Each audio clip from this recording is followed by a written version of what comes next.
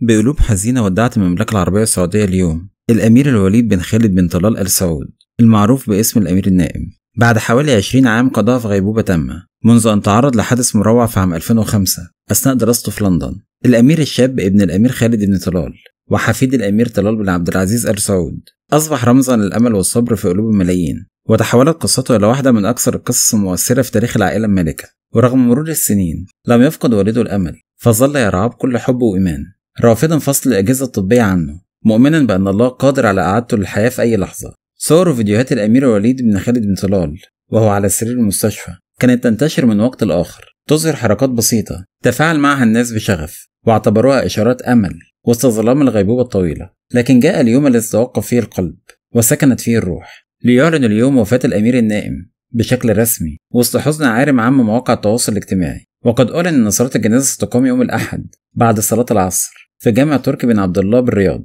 بحضور عدد كبير من الشخصيات وأفراد الأسرة المالكة. رحم الله الأمير الوليد بن خالد بن طلال وأسكنه فسيح جناته، وإنا لله وإنا إليه راجعون.